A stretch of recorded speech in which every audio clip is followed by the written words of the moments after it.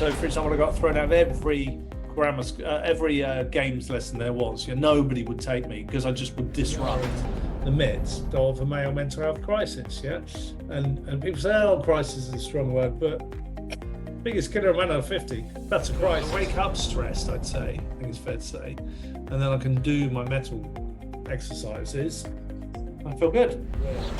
Do you know what I mean? It's that disruptor. It's me with my physics GCSE all over again. Do you know what I mean? It's kind of like, okay, people are saying you can't do this. Well, I'm going to bloody prove that. It's stressful, especially as I have issues around money because I didn't have any when I was growing up, and I found it very, very stressful. So we ended up going from something that would have been $1 million or something to make to 6 million or whatever it ended up being. So we ended up, making a hell of a lot more.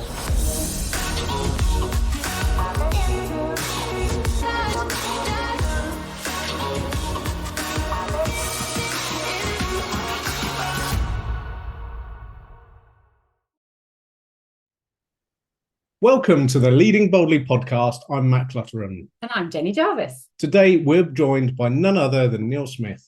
You may not know Neil, but he's probably entered your life in some way. He's the founder and CEO of Mettle, a fast-growing tech company building the world's first mental fitness app directly targeted at men and with an unapologetically male focus.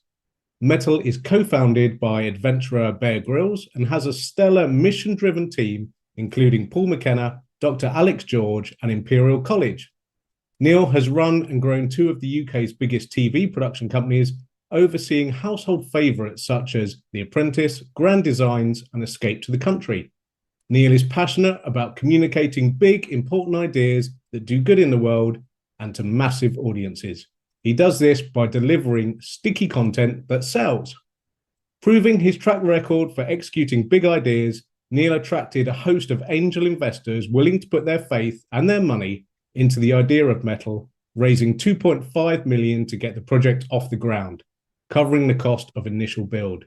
So let's dig into the highs and lows of starting a tech company with no tech knowledge and how Neil's time in TV shaped his view of the world and how to think big and be bold. Neil, welcome to the Leading Boldly podcast. Thanks so much, Matt. Well, look, firstly, it's not actually true that I've got no tech knowledge. I can set my alarm on my iPhone and use the snooze button and stuff like that, but that's about it. You're right. I've got to say, I'm really happy to be on the podcast. Thank you for inviting me. But could I use your intro? Because I'm always looking, like that intro, which you've written, haven't you? Yeah, mm-hmm. You're reading that, so it's kind of like, can I get that?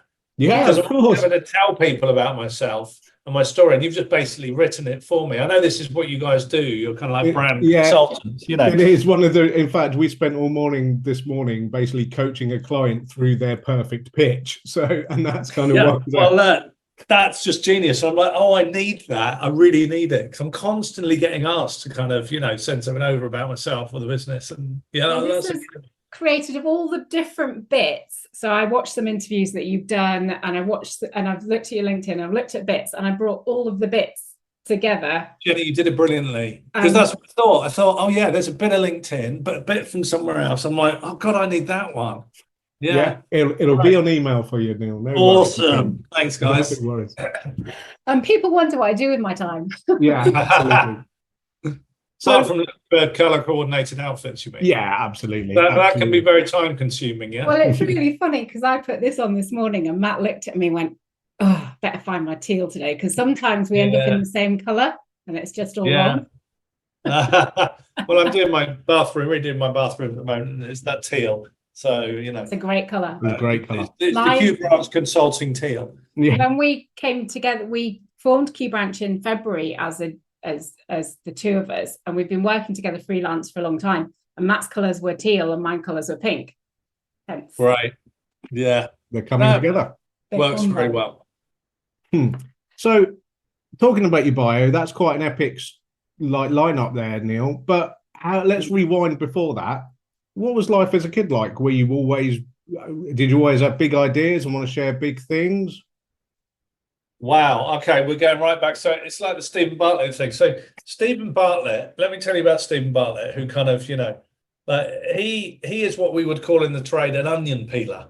Do you know what I mean? So he goes back. So an onion peeler, because I worked in TV for many years, it's somebody it's like a reality TV term that when you need somebody to cry on reality TV, you send in your best onion peeler. Yeah. Because peeling onions make you cry. And you put this person in, they go, oh, this must remind you of that time your dad left you at 13.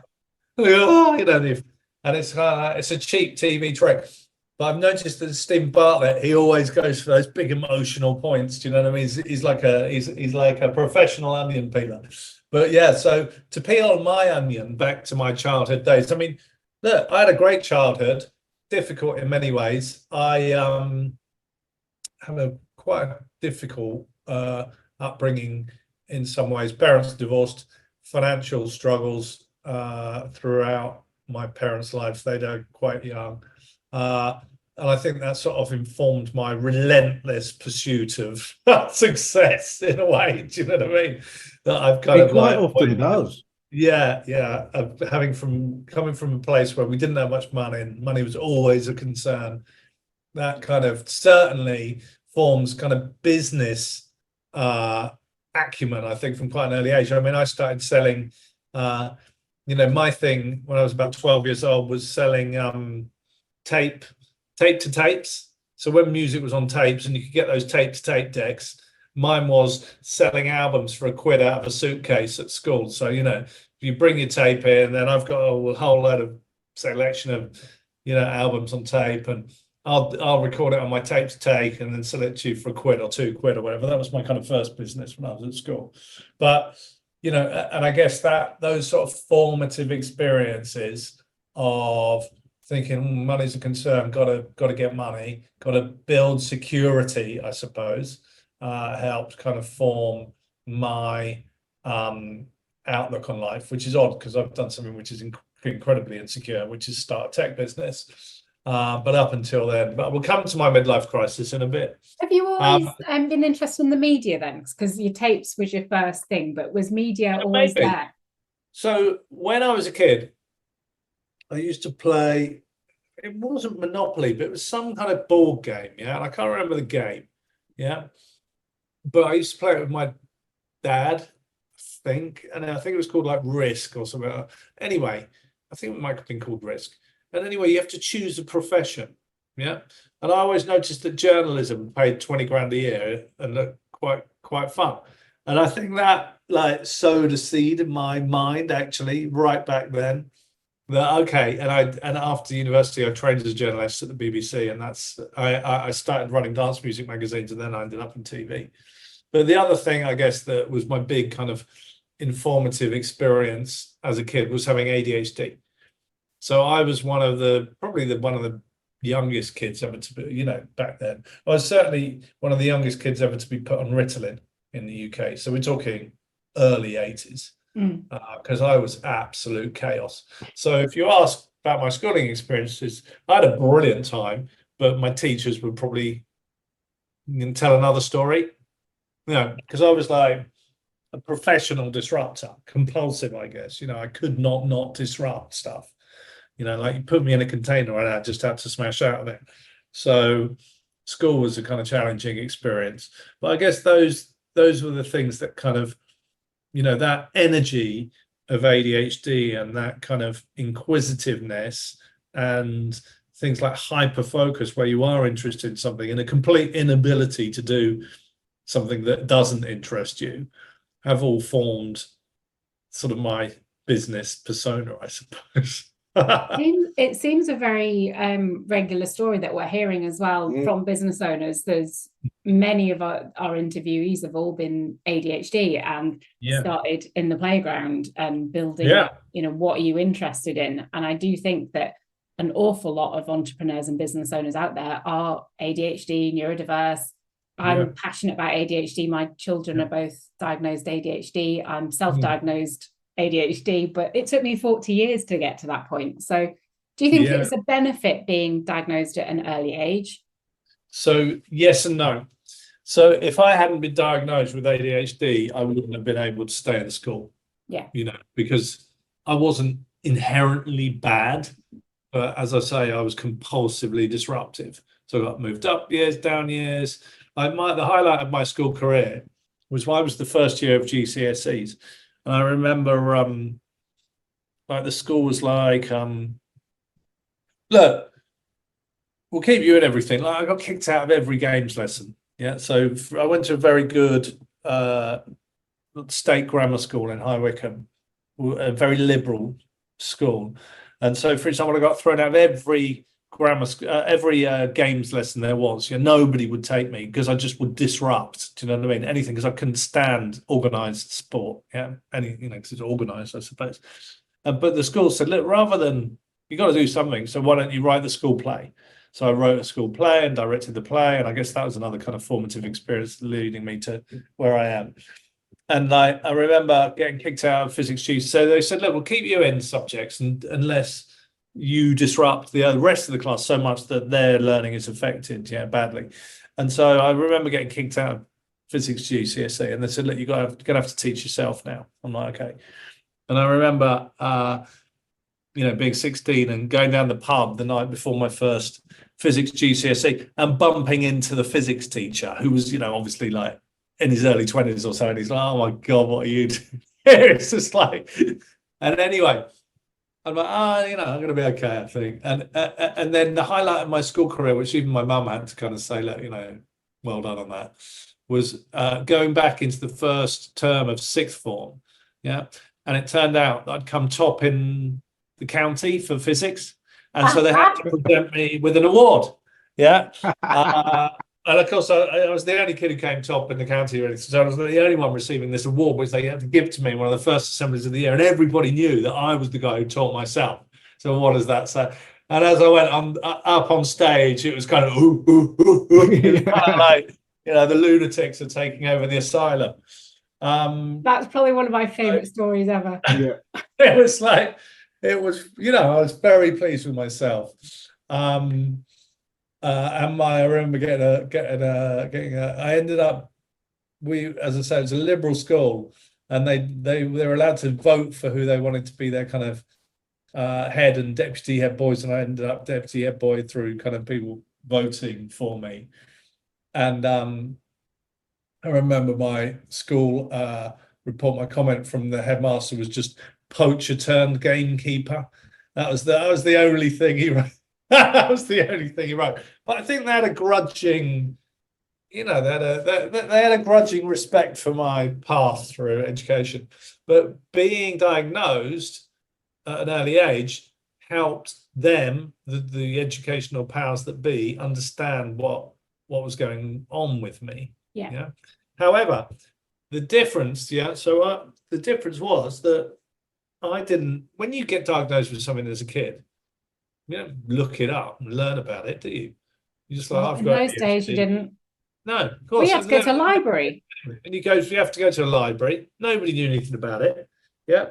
And so I knew nothing about ADHD other than I had it really badly until people started getting diagnosed as adults. I thought I had early onset dementia like a few years ago because I couldn't remember anything. And my short-term memory is terrible, like shocking. As I say to my wife, at least you can tell me the same story 5 times and I'll still find it entertaining. That's probably a useful skill to take into kind of later life, into a long marriage. But with ADHD, so I didn't learn about it. And it turns out that, that's kind of something typical of people with ADHD. So I've enjoyed people getting diagnosed in adulthood and then me being able to find out a bit more about what it's all about. Yeah. Yeah. It's such an interesting way of thinking. And I see it in my kids now. I've got one daughter who's very compliant, the other daughter is complete chaos. Yeah. And I know they'll both do great, but it's not going to be through the traditional route. No. And neurodiversity, I think, is huge. So, I've always been a massive champion of all sorts of diversity, neuroeconomic, racial, whatever, ability. I've done a lot in the disability space. And, I always say that, a lot of people see diversity as like a tick box exercise. Yeah. And I'm like, well, no, because commercially it can put you in a way stronger position because you've got diversity of ideas. You've got absolutely. diversity of talent, and that's going to like, the company that first TV company I ran made a show called The Undateables. Yeah. Now The Undateables, was probably the most groundbreaking show about disability ever, I would say. And we were only able to make shows like that because we had disabled people working for us, who were able to kind of help us develop these ideas and get them past commissioners because they could be seen as really kind of tasteless. So but having disability, having diversity in our teams meant that we were able to get away more radical shows. That show ran for 20 seasons, got sold all over the world, made tens of millions of pounds. So I would always say that diversity actually made us wealthy as a company, and it's kind of like that's the way I look at diversity. Both my kids are neurodiverse. My wife was in tears the other day, though, because she was sitting in the kitchen and she really wanted to communicate something to us, which I can't remember what it was, which tells you everything. And both the kids are neurodiverse, and she just was trying to communicate this thing. And when you tell people with ADHD, you really need to listen, it just makes them not want to listen. Yeah. And of course, she was trying to kind of herd us 3 cats and just started crying. So you've no idea what it's like living with you 3 as a neurotypical person. Do you know what I mean? Like, it's just, sometimes it really isn't fun. And God knows what she was on about. Oh, no, I can't imagine. No, I haven't got a clue. Not that Matt is remotely neurotypical. I'm not. No, I'm pretty neurodiverse myself. But yeah. But it's kind of like, actually, I did a piece in The Sun recently about neurodiversity, about how, as a business leader, so I always used to say when I was running my first company, I had like 15 series on the go, and ADHD just sort of allowed me to hold 15 things in my mind, quite easily. So I found it easy to kind of, you've got a different type of awareness. So I could find it easy to kind of do 15 things at once. In fact, I preferred it to one thing. I prefer being in everything. And also, like, people come in, like, whether they were creative, because I run companies creative and commercially. If there was creative and there was a hole in the idea, I'd just be able to spot it straight away. And if there's a hole in the budget, I'd also be able to spot that straight away. And people come in to meetings with me knowing that even though I just glance at the material, I'd be able to find a hole in it. And that's neurodiversity. Yeah. Give me the thing, get me to try and write it from the beginning and put it in an Excel spreadsheet, forget it. But chuck it in front of me and somehow I recognize the patterns and what's missing. And so I think it's and there are a lot of business leaders who are neurodiverse. I think it's a very powerful, for me, it's a powerful part of my toolkit for sure. Absolutely. Do you think your experience of childhood and neurodiversity led in some way to Mettle? Certainly my experience of childhood.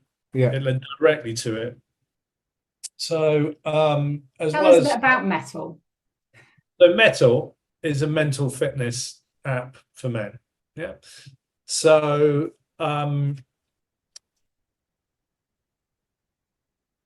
it's basically, I'll tell you a little about the origin story. So, and it does relate. So I'm going to take you back to my childhood. So I was born with a disease or a condition of the nervous system called benign intention tremor, which is a condition of the nervous system and potentially is caught up with ADHD, but basically it's a shaking condition. And so my uncle has it, it's hereditary, and he shakes all the time. It looks like you've got Parkinson's kind of thing. And I had it badly, and it's an incurable, lifelong condition. By the time I was 11 years old, I couldn't get a teaspoon of sugar into a cup of tea. My hands shake that badly. And my uncle went to Harley Street and said, "Is there anything we can do for this condition?" And they said, "Well, there's nothing that we know of, but there's this, there is this thing called meditation we've heard of, which might help." So I was prescribed meditation tapes, and from the age of 11 or 12, I listened to them 30, 60 minutes a day, and it completely controlled my condition. I've got no visible signs of that condition now, which is really unusual. Now, I can't explain why that was. The only thing I changed was doing those meditation tapes, and maybe it did help me. But anyway, so it had a massive effect because I got into meditation. And really that kind of spiritual kind of side of things. I was really interested in the philosophy of religion and all that type of stuff from quite an early age. And I went to India and studied kind of meditation and all that type of stuff, and sat at the top of mountains with Himalayan yogis and all the good hippie shit. And later I got into breathwork, which is a really amazing way of transforming your physiological state. Used by like elite athletes in the military, quite masculine in a way, because it's just no dogma to it. It's just do this breath and see how you feel. And in my 20s, I suffered from depression. And like many, or potentially most men, I didn't tell anybody about it. And I suffered in silence for a long time until I was cured a bit through clinical hypnotism. So those three pillars, if you like, meditation, breathwork, self-hypnosis, which form the basis of Mettle, were things that I was using on a daily basis and kept me in a really good mentally fit state. But I noticed that when I spoke to my mates about them, they would stare into their pints and want to know what time the football's on. And I thought, okay, that's interesting. Like in my TV career, I'd always been interested in bringing taboo subjects to big audiences. So the Undateables is a good example of taking a taboo subject like disability, bringing it to big audiences. I did something called 60 Days on the Streets with Ed Stafford, which was a survival show, but he lived homeless for 60 days and nights. That brought a huge audience to homelessness, and I was looking to do something in this kind of space. So, I was thinking, okay, here's my mates. They're not engaging in this really important stuff. It's taboo to them because they feel vulnerable. Yeah, and you guys know about this as well because you've been doing some work in this area. It's kind of male mental health is in a really bad place. Yeah, so we got suicide being the biggest killer of men under 50 in the UK and the US, and that is simply not an acceptable statistic. Yeah, we are in the midst of a male mental health crisis. Yeah, and people say, "Oh, crisis is a strong word," but biggest killer of men under 50, that's a crisis. Yeah, because that's a death which shouldn't be happening. Yeah. It's not something we have to invent a new medicine to cure, but we do have to help men, look after their mental health better. And what I realized was a lot of charities were saying, look, the reason male mental health is so bad and the suicide crisis is so bad is because men don't talk about their problems. Yeah. I really, that resonated with me because I was one of those men when I had depression and didn't tell anyone. Yeah, I would, just this really, really vulnerable thing to do as a man is to talk to someone. Yeah, because we've been taught for millennia that we've got to be strong. Yeah, and we've got to keep our feelings inside and all that. And we are at Mettle totally behind this message that men need to talk, but behavior change takes time. Our resistance to it is in our DNA. Yeah, it's not something we've just picked up off the telly. Yeah, we're talking about fundamental culture change. Yeah, we are talking about fundamental culture change, which takes time. Yeah. Now, I knew from TV that fundamental culture change takes time, but you can meet people where they are and have a big commercial success. Yeah, such as the Undateables or 60 Days on the Streets, the homeless show I mentioned. And or even the company I used to run, the parent company made like X Factor and Britain's Got Talent, America's Got Talent, and those shows actually do more to promote diversity than potentially any shows, and they do it through an entertainment wrap up. I thought, okay, well, here we are in the middle of a mental health crisis. My mates feel vulnerable about when I talk to them about some of the things that happen with their mental health, and their mental health is often not great. And the macro picture is the same, that men feel vulnerable, they don't talk about their mental health. So is there something that we could create that doesn't make them feel vulnerable, and meets them where they are. So playing that kind of TV trick. So where are they? Well, they're on their phones. And what makes them feel vulnerable? Well, talking. Okay, well, let's not get them to talk in the first instance, although we want to promote them talking.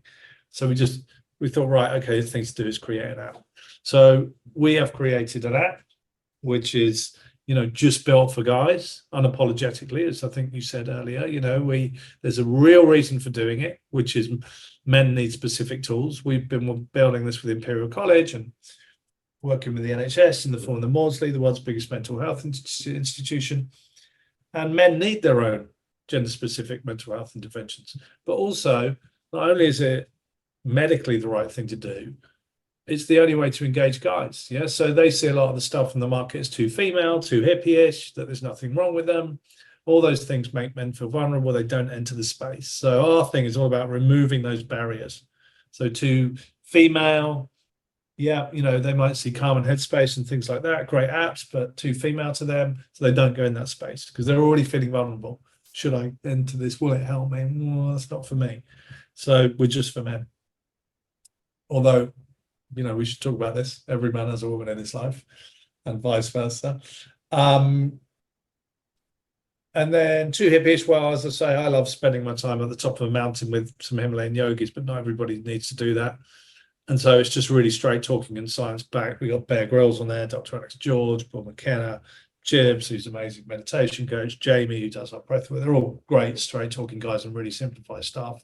It's so really how did easy you reach out to them to come on board with this? And where did it start? Did it start you combining with Bear Grylls from the start and the others? Or because obviously you met him through TV, I presume. Yeah, so, I guess it's relevant to your audience because, it was a pivot, I suppose, what I did kind of from a business point of view. So I was there running, I ended up running one of the largest production companies in the UK, overseeing shows like The Apprentice, Grand Designs, Escape to the Country, Great Railway Journeys, Snowflake Mountain for Netflix. But I had this burning desire to do something in this space that I was personally really passionate about. As you say, I'd come from childhood, I've been passionate about this space, and I saw it married my ability to run commercial organizations, because there's a massive gap in the market. There's nothing for guys. So there's a commercial opportunity there as well. There's 20,000 wellness apps out there in the market, none built for men until now. So there's a commercial opportunity, but you just know how to speak to them and engage them. And so, I was kind of thinking, okay, well, I really want to make an impression in there. What do I do? And I realized it wasn't going to be a TV show, that it needed to be an app. That was the best way to start. But ultimately, we want to build a wellness brand. I mean, Mettle, METTLE, a person's ability to cope with difficulty, resilience and spirit. I'm wearing the T-shirt now. We want to build a brand that men want to be associated with. They feel proud of using, and they don't feel vulnerable. So Bear was an obvious first port of call. So Bear and I have made shows all over the world together. We worked together for 10, maybe 15 years. And Bear's brilliant. So right from the start, I remember Bear always saying, it's not what's up here, what's in here that's going to get you through the tough times. It's what's up here. So that, not what's in the biceps, but what's in the mind. And it's and he's completely right. This is somebody who broke his back at a very young age, jumping out of a plane, was told he might not walk again, ended up focusing his mind on Everest, had a picture of Everest in the end of his hospital bed, and then focused his mind and became one of the youngest Brit ever to climb Everest at the time. So he's all about mental fitness and written a couple of books on it as well called Mind Fuel. So I said to him, what do you think of this idea? It's a really important area. And he loved it. So he came on board as my co-founder. And then Paul McKenna came on board soon afterwards. I happened to go to a conference that he was doing, which had been cancelled so many times during COVID, that it was actually tickets that I'd bought years ago, before I'd even started doing this side or even potentially had it. And then I went along, and he did it was a whole weekend. And the only famous person he mentioned the whole weekend was Bear Grylls. And he was saying, oh yeah, I had Bear Grylls on my podcast the other day, and I asked him, why do you do all those really tough things? He said, well, for me, it's easier for me to do the tough thing than the regret of not trying it. Something along those lines. And so I thought, that's interesting. The only person who's mentioned is Bear Grylls. So afterwards, I went up to him at the end of the day and said, look, I'm doing this thing around men's mental health with Bear Grylls, and you'd be brilliant. He's like, yeah, love it. Let's set a meeting, but yeah, want to be involved, which was great. And I loved his decisiveness, and he came on board and he's provided all the mind hacking content, as we call it, which is a blend of kind of hypnosis. That was fascinating for me to see that he was involved, because I've got a bit of a personal story there too. So I come from an entertainment and events background, and I spent quite a bit of time in my early career touring with Paul. Oh wow! Doing his show, and in what sense? Touring with him in what way? As a lighting designer. Oh, amazing! For his show, and wow. And then years later, I myself was completely struck down with depression. I mean, I was bedridden, really, with depression, and I would say the single thing that made the biggest difference to me getting back out and onto life was several of Paul's self-hypnosis tapes. Yeah, which I listen to over and over again daily. Yeah, I don't think we still do, like, often listen to his stuff, and it's and that really helped me. So I was fascinated when I saw that he was involved. Yeah. What, 2 months ago? Yeah, went to see his show a couple of months ago. Oh yeah, which one? His current tour. It was in Birmingham. It's about the confidence. Success one. Yeah. Success.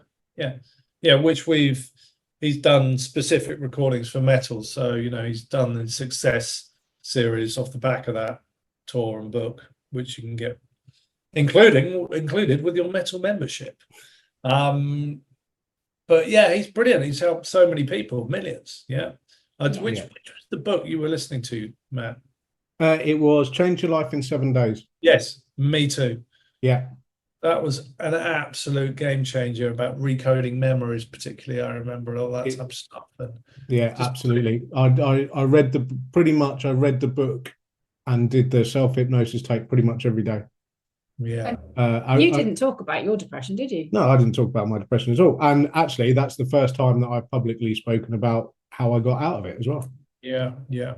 Well done. Thank you for sharing that. Because it's important that we share these things, isn't it? I was one of these people who didn't tell anybody, and of course now I see the problems that's causing. So that's sort of what drove me. Part of that was the formative experience for what I ended up doing now, and why I totally changed my life effectively to create this. Yeah. And jumping around a little bit, but we talked before we pressed record today about. I often get asked, why am I supporting a male mental health charity, Tough to Talk on male suicide?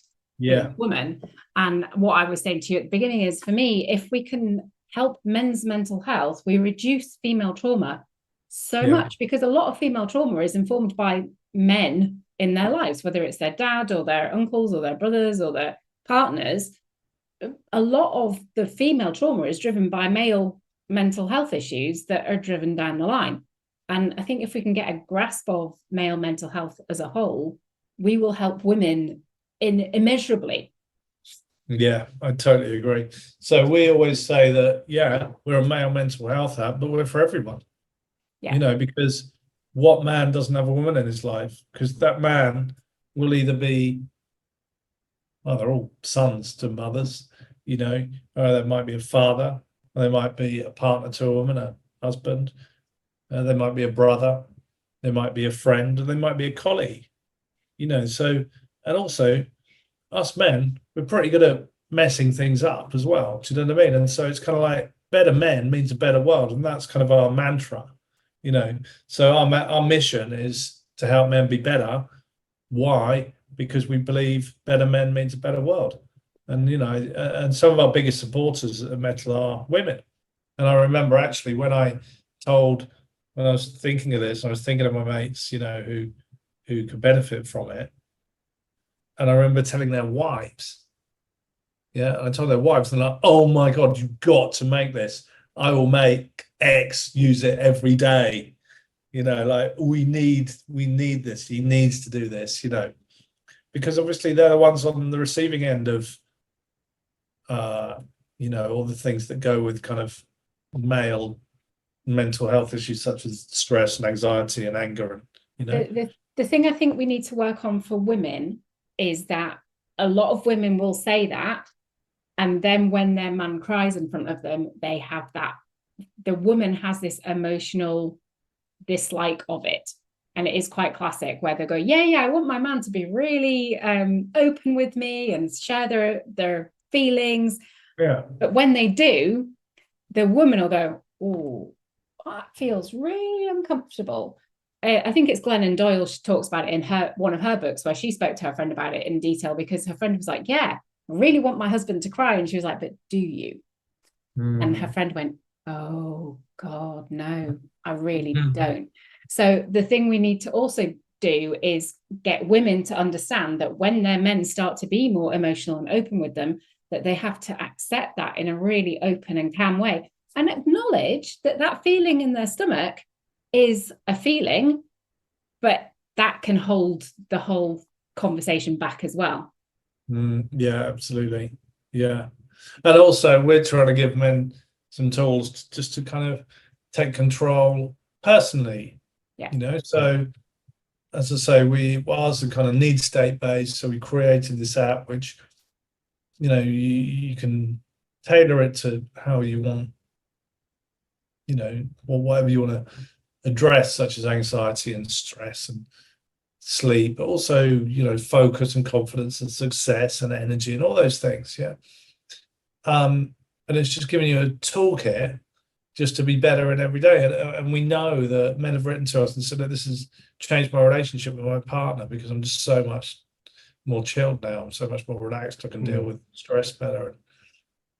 You know, and that's men taking control without that difficult step of necessarily having to talk to anybody.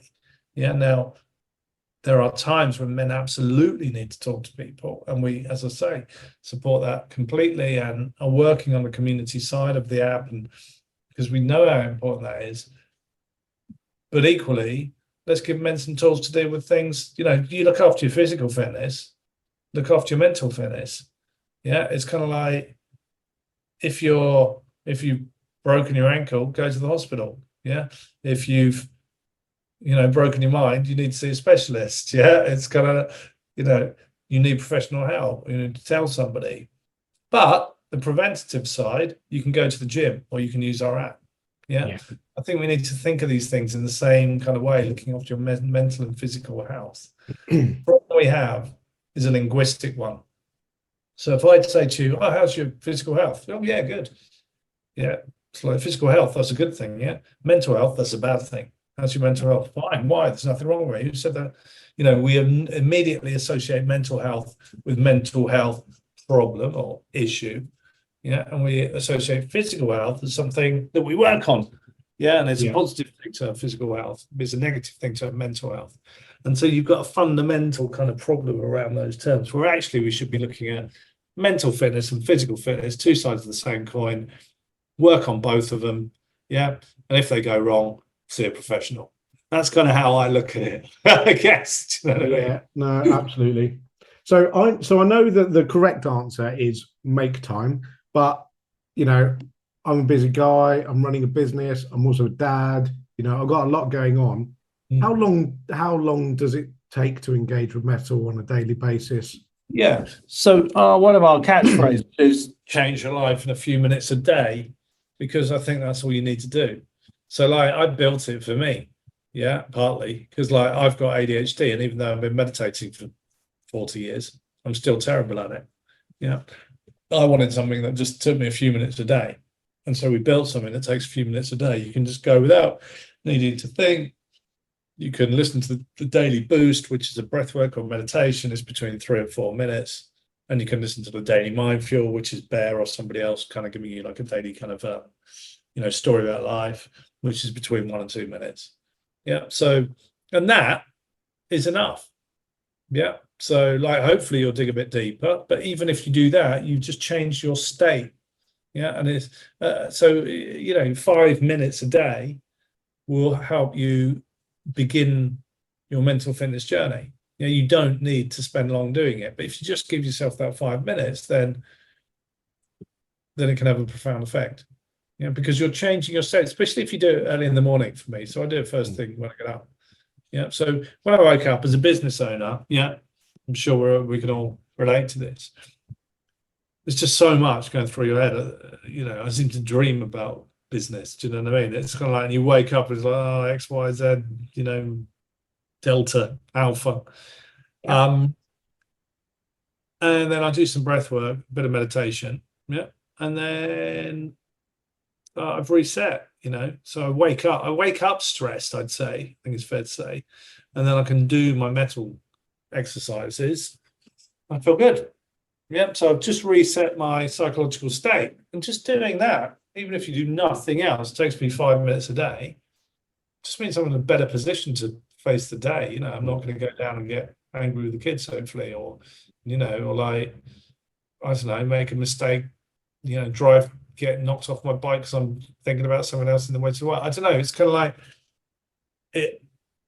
it sets me up for the day. And I've been doing that sort of thing for a long time, and that's what I wanted to kind of share with the public, I guess. I created it because it just does help you quickly reset your physiological state and your mindset. And of course, if you build a resilient mindset, then you're more likely to perform well and do well in business anyway. So it doesn't take long. 5 minutes a day. And people say, oh, I can't meditate. And I'm like, well, don't. Just listen to metal and see what happens. Because it's so easy the way we've presented it. Do you know what I mean? But it's enough.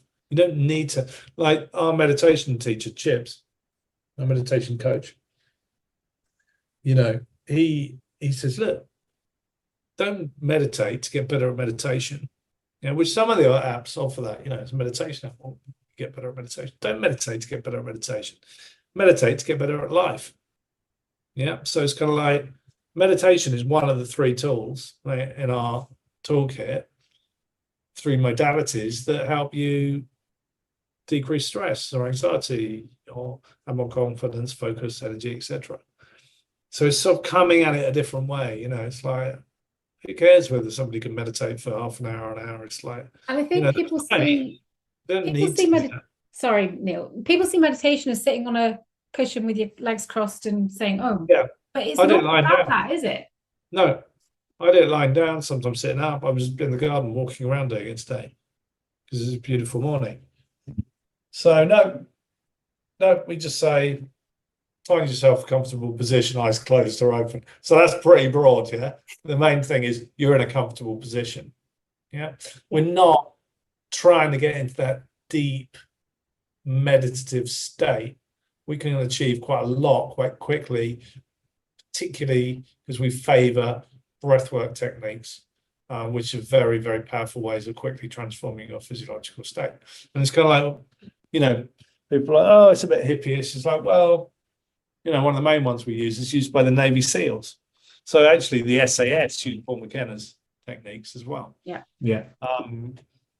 In fact, we've just done a podcast recording, the watchers listeners will know, with the Chief Constable of Thames Valley Police, who of course, and they've put they've integrated it into their process. That's right, and seen amazing results. So yes, so that's brilliant. So they're using metal, which is great, and it's kind of like, and they're tough guys, but this stuff works. There's no kind of BS about it, it's kind of just really practical stuff. And I think that's what we want to do. And that's why you've got to say, look, guys, this is just for every guy.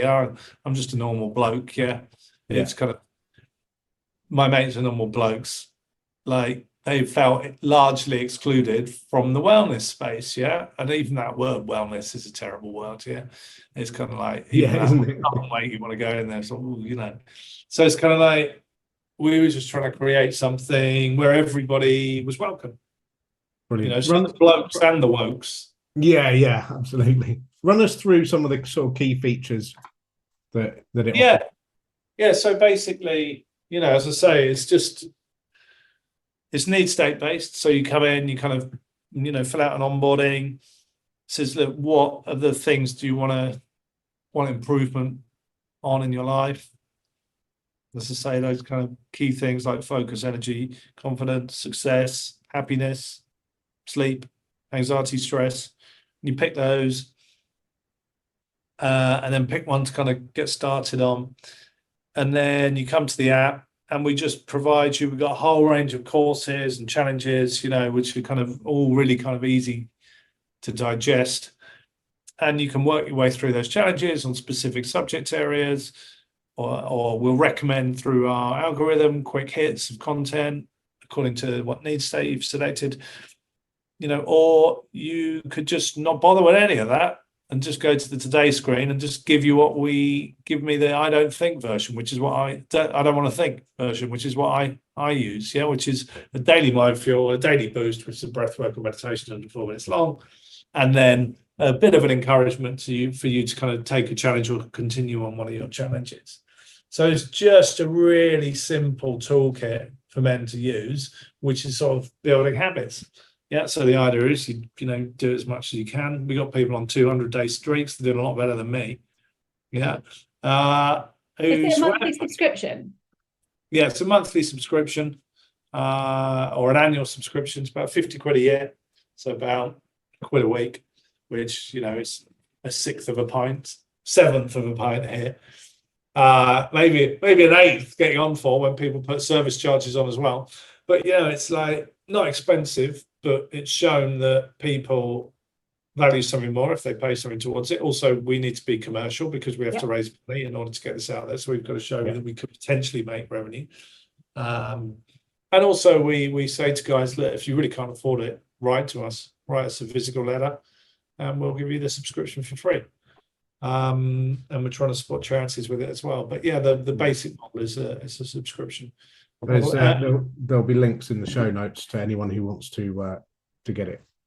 Great, yeah, we got like a 14-day free trial, kind of, so you can try it out and see how it works for you. But we're just getting incredible feedback from men. So it's pretty tough starting a new business, especially in a field that you never worked in. And some days you're like, why the hell did I do this? Why didn't I just stay in television and take the easy route? And do you know the answer to that? No, what is it? Is television even the easy route anymore? No, it isn't. I just suddenly realised actually television is very, very tough. I've had a few people, friends in the TV industry, and it's not an easy, No, it's actually prepares you very well for the life of a tech founder, for a startup founder. Yeah, because it's brutal. Talking about the money bit, people I'm sure will be interested to see how do you raise 2.5 million with angel investors? Like, what's the process of that? Because that was a really big success. Yeah, it was. Yeah, we were really fortunate in that. Well, part of it goes back to my childhood, which you started with. So I built this amazing team. So if I'm looking at making a big show, like The Apprentice or Snowflake Mountain, which is a Netflix series, we're talking about £6 to £10 million budgets. You want to de-risk that as much as possible. And the way you do that, because you have to scale these things up in TV really quickly and scale them down. Because 1 minute you got nothing, next minute you've got to hire 200 people. And do it quickly. And the way you just de-risk things is just by getting the best possible team on board. So I just made sure I had the best possible team at every turn, so the best possible CTO, CMO, Bear, Dr. Alex, George, who came on, who's amazing. He came on a little bit later. He's incredible. He's the, ex-Love Underturns UK government mental health ambassador. Linking up with Imperial College, with the NHS, etc., etc. So it's kind of like building that stellar world-class team. And so look, we've got there's a big problem, male mental health. So that's a big social impact problem. People want to be in. If you're going to put your money somewhere, put it somewhere it can make a difference. Number two, there's a commercial opportunity.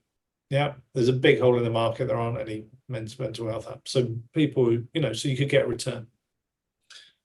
Number three, we've got a world-class team. So that's the kind of, and you go out with those three things, and that's a good way to raise money. Yeah. So everybody was like, "Oh, you can't raise money this year. You know, how much money are you raising? 2.5 million for a pre-seed. That's a lot of money, actually, for a pre-seed." But it's like, well, why not? I like to go quite big, and let's just raise as much as we can. You know, 2.5 million sounds about right. And you know, we mapped out our runway and what that would give us, and it's like, well, but you know, it's the toughest time ever to raise in tech. There's just been a tech crash. You know, 2022 we started raising, and that was true. But there was something in me from childhood which was like, great, okay, everyone's saying I can't do it, therefore I will. Do you know what I mean? It's that disruptor. It's me with my physics GCSE all over again. Do you know what I mean? It's kind of like, okay, people are saying you can't do this. Well, I'm going to bloody prove them wrong. And so I think it was sheer bloody mindedness. It's also having brilliant advisors on board. So one of our advisors, the ex-head of health tech at Octopus Ventures, largest health tech investor in Europe, complete fan, and you know, uses metal every day and wears his merch. You know, he used to send me a photo of him on holiday with his metal cap on, and you know, and that really helps when you've got people who know what they're talking about. You know, saying, yeah, okay, these guys might be new to this area, but they bring a big talk. You know, they bring a lot of firepower in terms of brand and communication and ability to kind of launch big things. And he would sort of underwrite it and say, yeah, and also I think it could work. So that was a sort of powerful combination in the fundraising, I think. Yeah, absolutely. I occasionally I like to underline things that people have said for our listeners, and I really want to underline something right now. You're literally hearing this every single episode that we bring out, guys. Quit trying to do success on your own. Get a team of the right people around you. There we go. Matt runs over. So the best piece of advice anybody's ever given me is don't have that next drink. No, it wasn't that. It was always hire people better than yourself. Yeah, like that is absolute gold dust business advice. Yeah, and I can see sometimes if I see that in my team that there's a fear around the unknown. Yeah, you know, about maybe hiring somebody who's more of a specialist than them because they'll know more than them or whatever. You know, doesn't really happen in this team because they're so small, but then I kind of jump on that. So actually, they're the ones who are going to elevate you. They're the ones who are going to bring you success. It's like that diversity thing. You bring in different people and they make you money. Yeah, as well as it being the right thing to do. Yeah, you just need, you know, my motto for life, I think I'm going to probably get it tattooed on my arm or something, on my head, is find the others. So it's kind of, you just got to find the others who come on this journey with you. Because I'm a leader. Yeah, I don't have any discernible talents. Yeah, I'm a leader, so I kind of lead people. Yeah, that means coming up with a vision, explaining it to people, and finding people who want to join you and follow you on that mission and create something.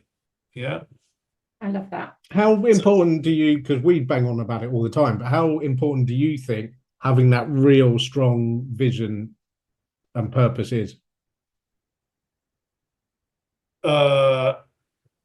For me, it's the single most important thing, because I've set up a purpose-driven business. You know, I've walked the walk. I've given up a very lucrative career. I've remortgaged my house. I put a lot into this financially. Yeah, so I've risked a lot of my own money as well, and compromised my family's kind of living standards and all the rest of it, in order to do something which I fundamentally believe will improve humanity. Yeah, so I am 100% purpose driven and have put my skin in the game. Yeah, so it's kind of like that. For me, that purpose driven is the most important thing. Yeah. And how has that been for your family? Because that feels like quite a big risk for them, as you know, they've been used to doing this TV production, and then you're doing something completely different. Yeah. How has that been for them? It's been difficult. So, yeah, it's been difficult. It's the most difficult thing because I cope with stress pretty well because I'm used to stress from working in television, and I've got a toolkit called Mettle, which helps me. Here's my wife now. She's probably phoning up saying, "We got any money for no?" It's stressful, especially as I have issues around money because I didn't have any when I was growing up, and I found it very, very stressful. My dad was long-term unemployed. My stepdad kind of suffered in a similar way, and I remember those things, very clearly. And yeah, I've never wanted to be in that position myself. I've always wanted to provide for my family, and so that's been quite a difficult thing. However, my wife's very supportive, and she's an artist, so she's never really, she doesn't worry about money in the same way. Artists will live on nothing, do you know what I mean, to make art, and she's of that kind of cut from that cloth. But yeah, the money that you would have to just do things. I had a lot of disposable income before, and now I have less than no disposable income, and that's quite challenging. Yeah. But it is a change. It's worth it. Yeah, it's worth it. I think it's worth doing it, and it's risky because I've not got any guarantee that it's going to pay off. So you have to be purpose driven, Matt. Going back to your point, why on earth would I do that if I didn't fundamentally believe that I was doing it because it needed doing, and also showing that there's a commercial opportunity there. And I think that's really important. Those two things, I think, are really important. That actually Michael Acton Smith, who set up Calm, the app, I spoke to him once and he said, when doing good is good for business, everyone wins. And I think that's, I've sort of nicked that, sorry, Michael, and stuck it in some of my marketing material. And, it's kind of like, that's a really important concept, that when you marry those two things, doing good, with making money, then you can do more good, like not less, because it's often very hard to raise money for charities and that sort of thing. And not that we're making any money at the moment, but it's kind of like, look at Calm. They've made lots of money. They're worth a lot of money because they've helped a lot of people. Yeah. And so they're successful because they've helped so many people. Yeah. It's, show like the Undateables has helped change perceptions of disability in the UK and the whole world. Yeah. About people didn't even know that the disabled people wanted to fall in love and have kids before that show. In general, that was a big fundamental shift. And behind the scenes, we're working with all the charities. Yeah, like I remember when I left that company, Changing Faces, the disfigurement charity, I worked with very closely. Like 20 years of marketing budget could never have done what this show's done to change perception of disability. And the only reason we were able to do it is because we were commercial. Yeah. If we weren't commercial, we would have made a single documentary. Yeah. Maybe paid for by a charity. A couple 100,000 people have watched it. All people who'd already were interested in the subject, wouldn't have changed anybody's perceptions in the broader world. That's, for me, that's kind of like a real lesson in how if you marry social impact and a commercial imperative, then you can do a lot of good. It doesn't always need to be like that, of course. Yeah.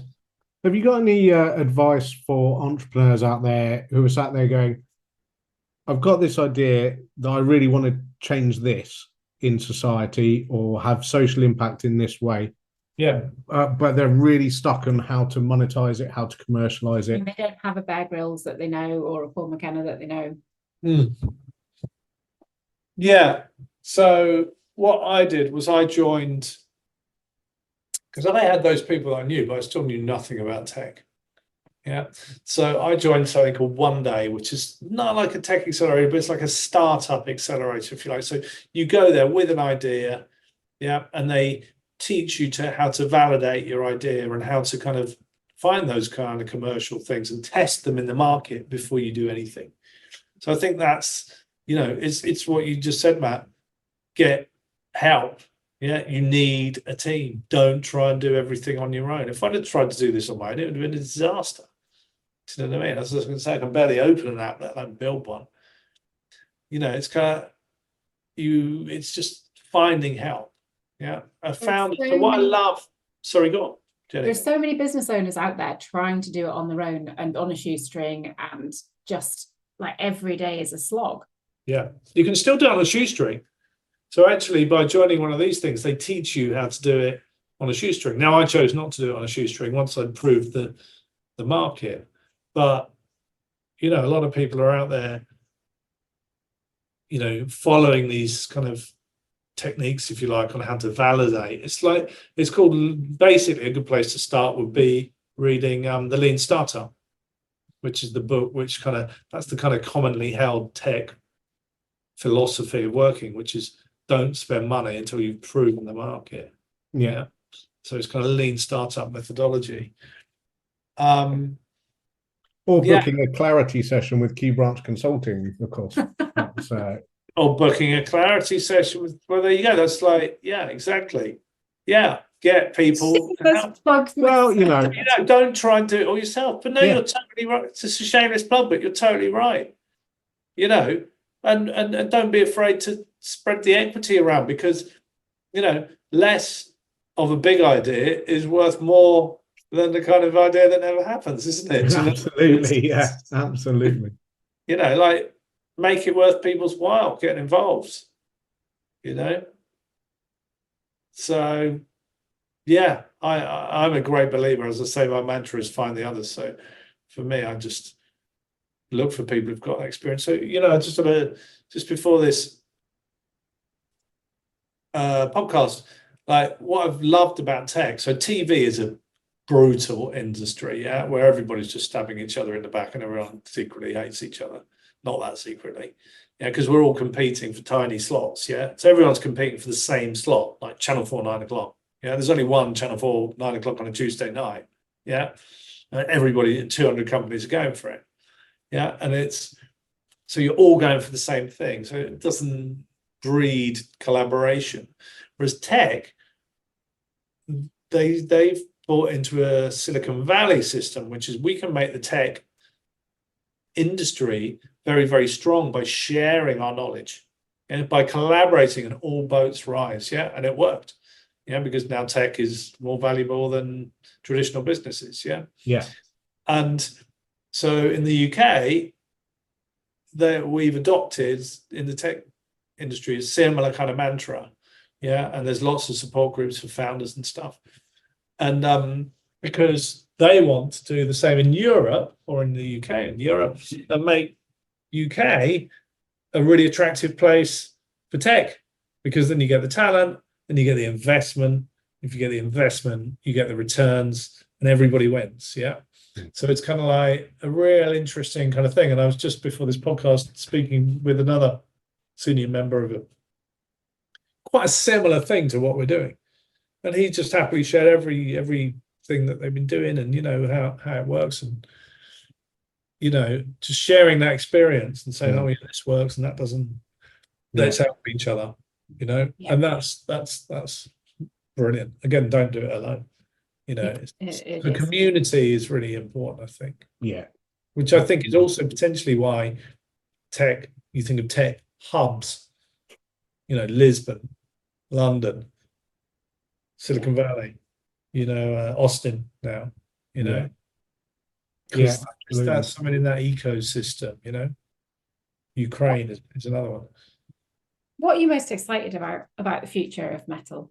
Going to sleep. Oh no, Mettle, a good night's sleep is what I get most excited about in general these days. Does the app help with that? Yeah, so I don't. So for me, I don't use the app in the evening, but a lot of people do. So for me, I use it in the morning to get to that state. Whereas actually, I have like a routine at night, which is just I don't drink much alcohol. I just try and I commit to 8 hours sleep, and I do like a meditation process that I've already learned. I just do it in my head. But so yeah, we've got stuff like that on the app. But yeah, it does help.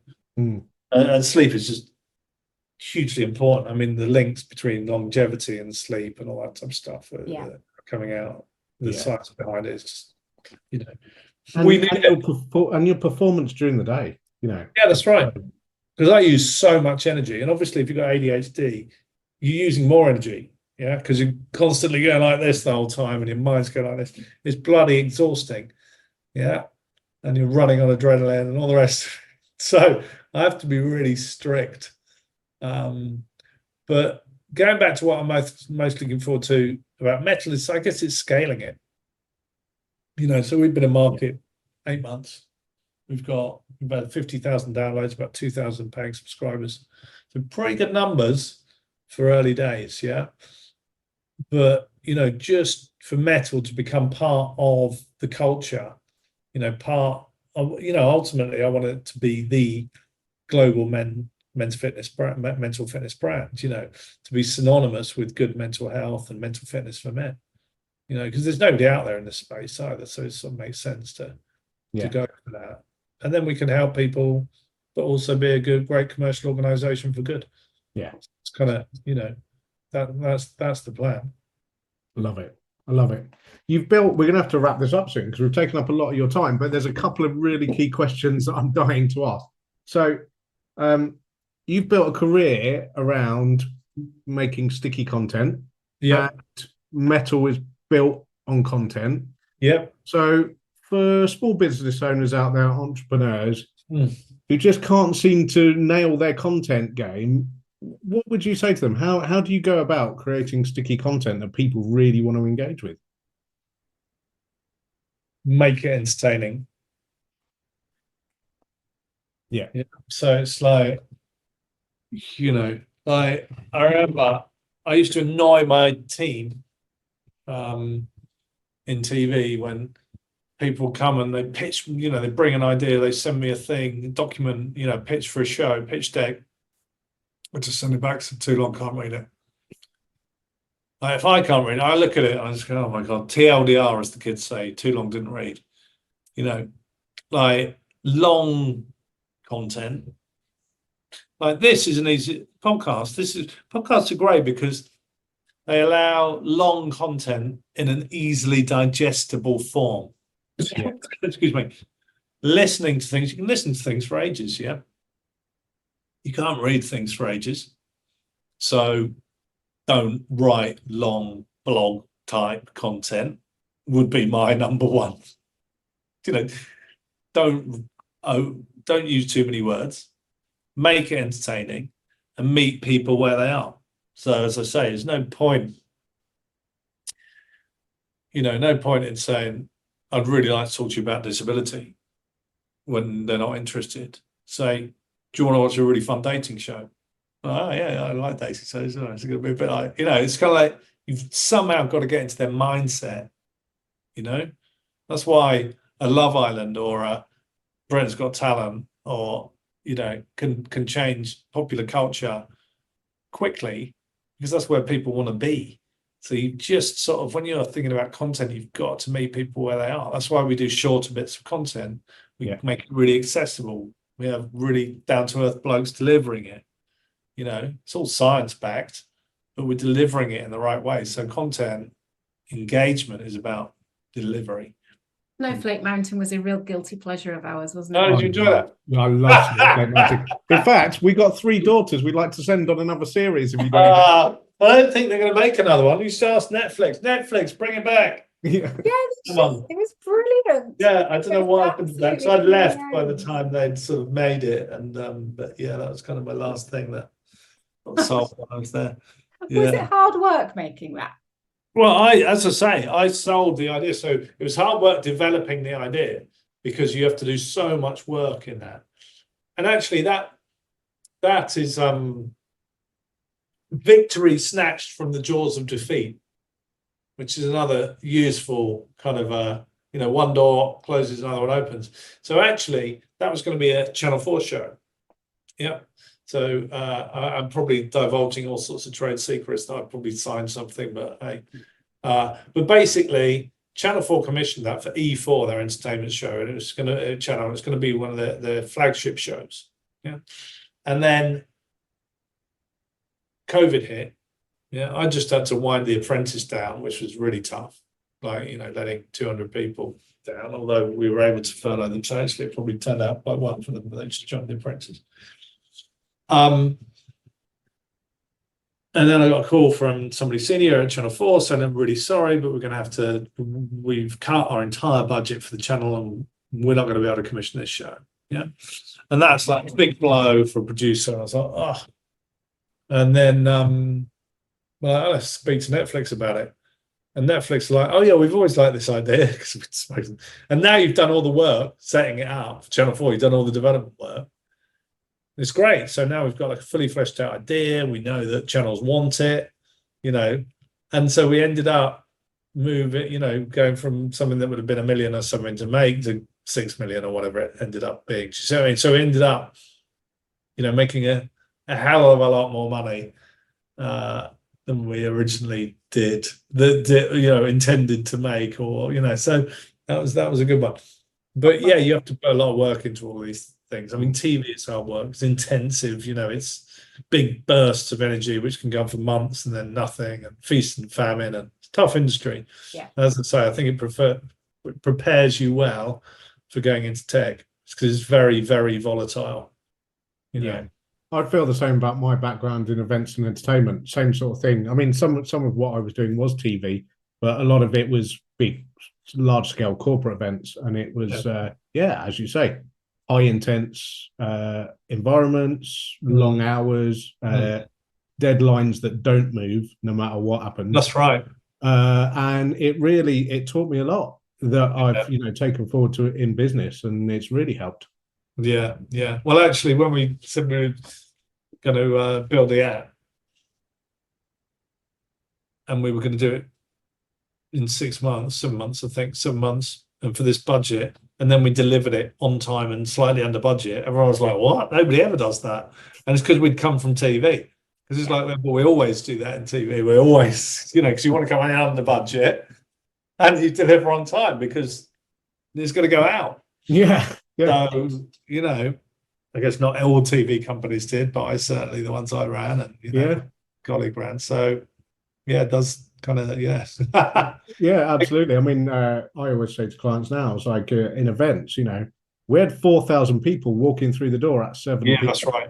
So if you're not ready, you've got a real problem. Absolutely. Well, same as live TV. So I did, a lot of live TV, and that's kind of like, there is no other option.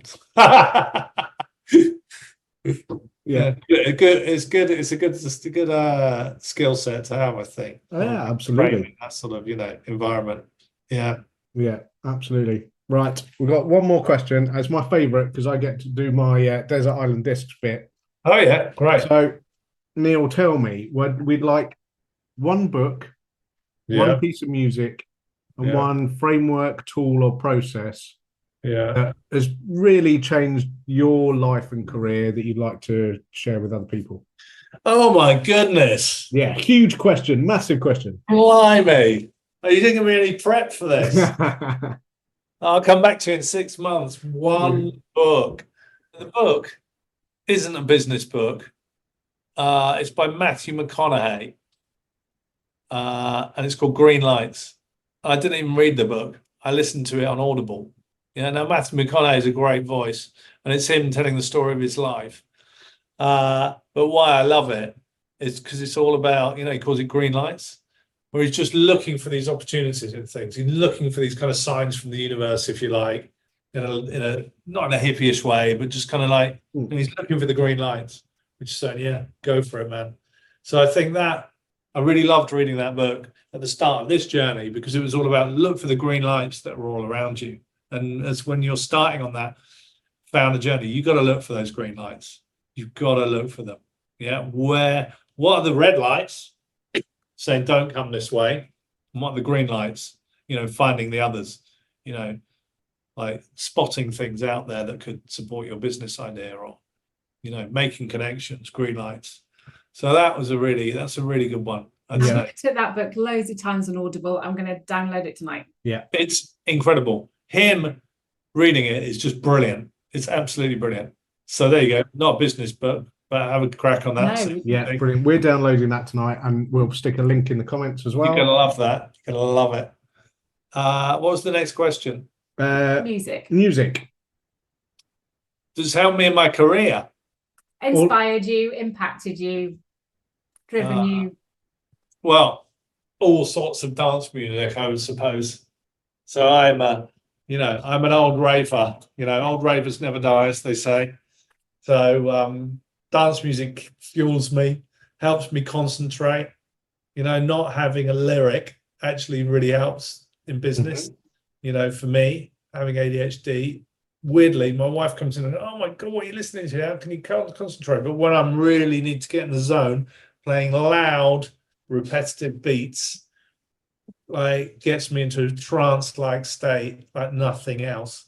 And I absolutely love it. So my first job out of university, I trained as a journalist with the BBC, and then I opened up a dance music magazine, and then ended up actually opening a nightclub, or getting involved in a nightclub and going bust, and I was going to get shot by some gangsters because I had the money. And so I went and worked in children's TV, changed my name and went into children's TV, which seemed like a much safer option.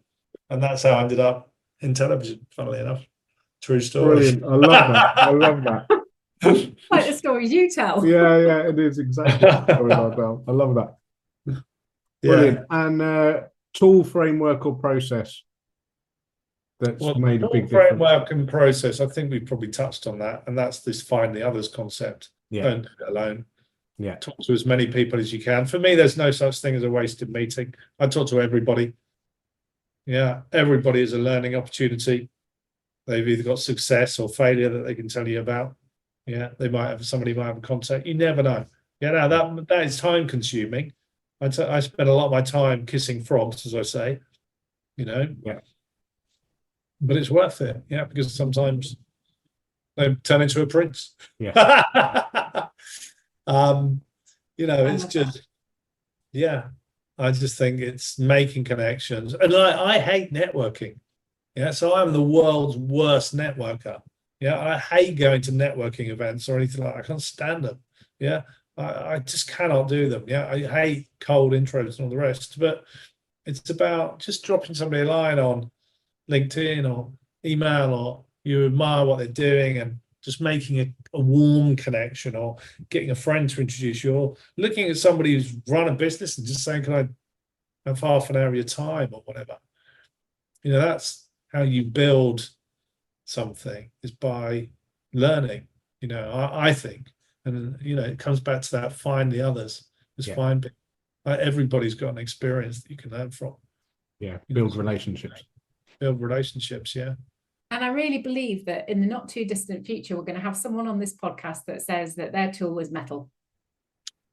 Well, let's hope so. I hope so, because that's actually, joking aside, what we're hearing from men, saying that this has got me through being diagnosed with cancer, or open heart surgery, or really difficult time with my wife, or struggling to be at home with my family over Christmas. All of those are things that people have written to us unsolicited.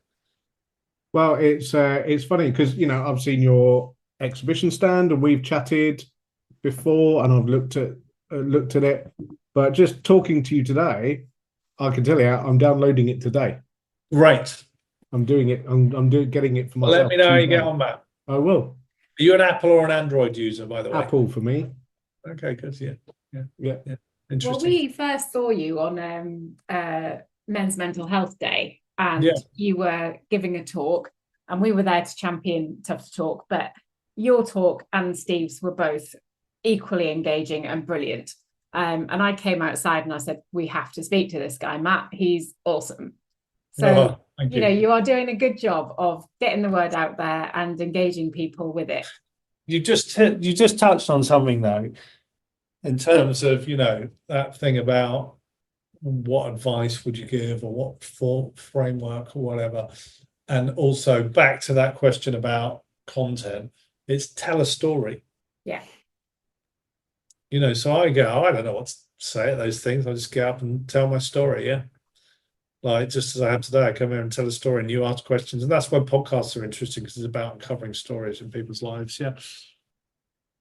Like, don't just give factual information, try and tell stories, because stories are what bind us together as humans. You know, a lot of people, there's a lot of philosophy around storytelling, you know, and how it's what makes us humans almost, you know, our ability to tell stories. And I think that's actually the number one thing is, you know, like the hero's journey, a love story, whatever it might be, you know, those are the things that keep people engaged. Yeah, you know, and have done since caveman times. And have done. Yeah. Very long time. Yeah. Exactly. So try that out.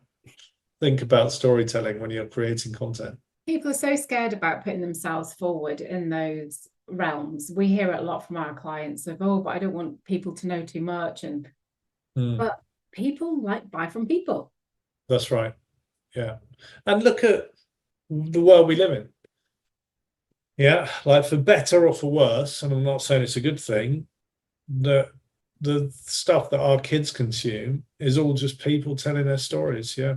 Yeah. They don't need big, long entertainment constructs around those things. They're interested in YouTube or TikTok or influence or whatever. It's just people sharing of themselves, really, isn't it? Ultimately. You know. So there's nothing more profound than the personal story. You know, nothing more vulnerable in a way or connected. You know. And people are so interesting, and I've heard it time and time again. Oh, I've got nothing interesting to say, and they always do. It's just because you might not find your life interesting. People are just nosy. Yeah, that's right.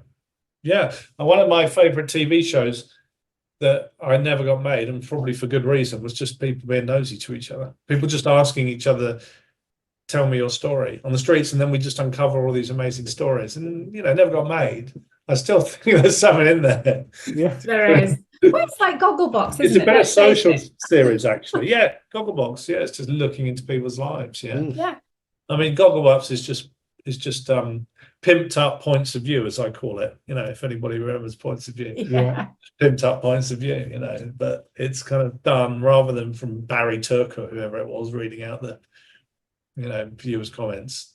You're with the viewers, seeing into their lives, and, you know, and actually the lives are often quite ordinary, and you know, and that's a good thing, you know, because you realize, well, we're all pretty similar, and you know, all just trying to make our way in the world. Absolutely. Sure. Yeah. Before we wrap up, Neil, is there anything that we haven't asked you that you'd like to get out into the world today? No, I think that's good. Brilliant. Yeah, I think, you know, I've really enjoyed the experience. And we've really loved having you here. Thank you so much for your time, which we know is precious because you're, you know, building an important thing. So thanks for taking the time to come and talk to us. And lots of links in the show notes, guys. Links to the app, links to Neil's book recommendations, etc., etc. So go and dive into the show notes below. And thank you, Neil, for your time. My pleasure. And remember, if you're going to read the book, don't read the book. Listen to the Audible version with him. It goes back to my theory of TLDR, too long didn't read. You got him reading it. Why would you read it yourself? We are massive. All the heavy lifting for you. Yeah, we listen to audio all the time. One of my favorite audiobooks actually is Miriam Margolyes. You cannot read her book. It's impossible to read her book because she does all of the voiceovers all the way through, and it's that's great. I'll have to. All right, that's a good recommendation. I'll have a listen to that. Brilliant. It's hilarious. Don't listen to it around your granny, even though she is one. Okay, right, all right, yeah, fair enough. Yeah, well, my grand's 103, so she's probably, you know, she's heard it all before anyway. She's just had her 100th birthday. Yeah, it's very funny.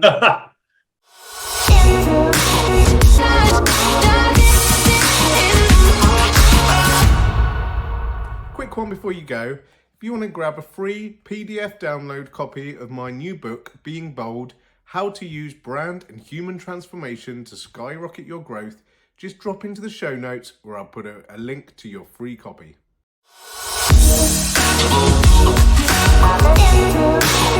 Thank you.